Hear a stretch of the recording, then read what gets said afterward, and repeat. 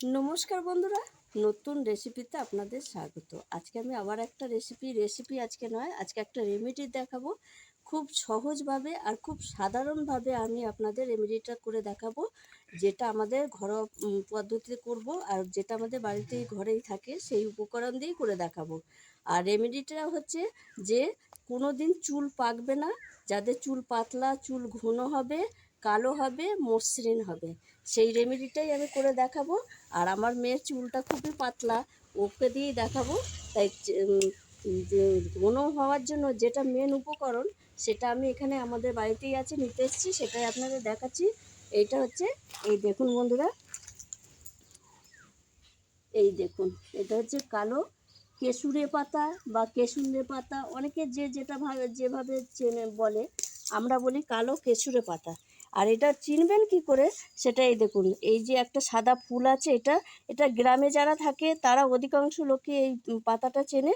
শহরে যারা থাকে তারা হয়তো চেনে না, তাদের জন্য এই ইয়েটা।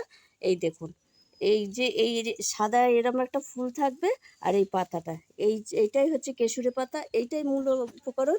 আর এই পাতার এত গুণ, মানে বলে বোঝানো যাবে না। তাই আমি এই পাতাগুলো সব তুলে নেব।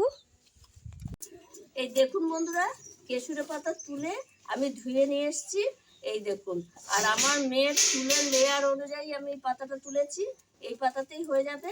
আর এটা আমি একটু বেছে নেবো, শিলের মধ্যেই বাটবো। প্রথমে আমি এই মেথিটা একটু বেটে নেবো, গুঁড়িয়ে নেবো শুকনো অবস্থায়। এটার জন্য আমি এই রেমেডিটার জন্য শুধু আমার লাগবে কেশুরে পাতা, এই মেথি গুঁড়ো আর নারকেল তেল, আর কিছু লাগবে না। খুব সহজ উপায়েই দেখাবো।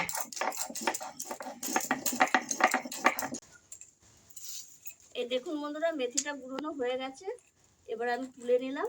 এই দেখুন, এবার কেশুরে পাতা ধুয়ে বেছে নিয়ে এসেছি। এবার আমি একটু শিলে থেতো করে নেবো, এর রসটা বের করে নেবো। এইভাবে আমি শিলে থেতো করবো। এই দেখুন বন্ধুরা, আমি এই একটুখানি থেতো করেছি, তাই কি হাত কালো হয়ে গেছে। এই যে থেতো করা রসটা এবার আমি একটা ছাঁকনির সাহায্যে এই বাটিটায় নিয়ে নেব, কারণ এই বাটিতেই আমি এটা করব।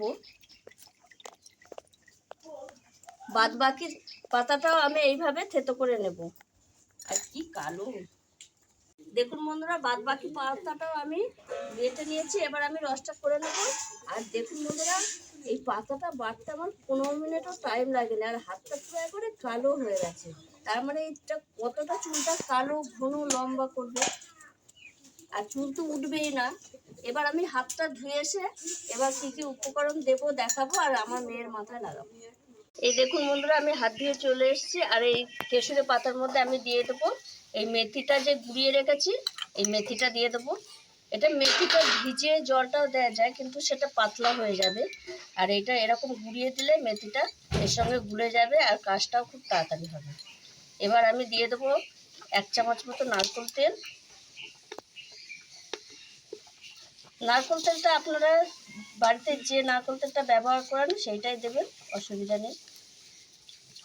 এই নারকেল তেলটা দিলেই হবে। আমার মেয়ের চুলের লেয়ার অনুযায়ী আমি এই ইয়েটা করলাম। আপনাদের চুলের লেয়ার অনুযায়ী আপনারা দেবেন। যদি চুলের লেয়ার বেশি হয় তাহলে 2 চামচ দেবেন, আর মাথার রসটাও আর একটু লাগবে। আর আমার মেয়ের চুলের লেয়ারটা খুবই পাতলা, তার জন্য এইটুকুনিতেই হয়ে যাবে। তাই আমি এবার একটু ভালো করে একটু মিশিয়ে নেব, একটু মিশিয়ে 5 মিনিট একটু নেড়ে চেড়ে নেবো। তাহলে এই দেখুন বন্ধুরা, এইবার আমি এরকম হাতে একটু করে দেব, আর এই যে এই মেয়ের মাথায় দিয়ে দেবো। তো চুলটা খুবই পাতলা, যাতে চুলটা ঘন হয়, লম্বা হয়, চুল না ওঠে, তার জন্য এটা দিয়ে দেবো। এইভাবে একটু দিয়ে দেবো ভিজে ভিজে করে। এই দেখুন বন্ধুরা, আমি এরকম চপচপে করে দিয়ে দেবো। আর এটা দিয়ে আধ ঘন্টা চুলটা একটু শুকোতে হবে। আধ ঘন্টা চুলটা শুকোবার পর চান করে নেবে। আজকে শ্যাম্পু দেবে না, শ্যাম্পুটা কালকে দেবে। আজকে এমনি মাথায় জল দিয়ে চান করলেই হবে। এটা সপ্তাহে একটা 2-3 দিন এরকম এইভাবে লাগাতে হবে। তাহলে যাদের চুল কম বা চুল উঠবে না, চুল ঘন হবে, চুল একদম কালো হবে, যার চুল জীবনেও পাকবে না, এটা যদি 12 মাস ব্যবহার করা যায়।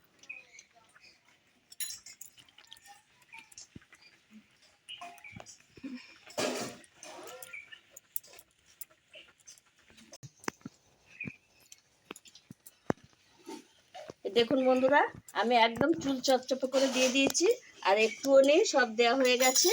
এইভাবে ও আধ ঘন্টা এরকম বসে থাকবে, চুলটা একটু শুকিয়ে নেবে, তারপরে ও এমনি জল দিয়ে চান করবে। আছে শ্যাম্পুটা কালকে দেবে, আজকে শ্যাম্পু দেবে না। আপনারাও এইভাবে রেমেডিটা ব্যবহার করবেন, আর সপ্তাহে 2 দিন দেবেন।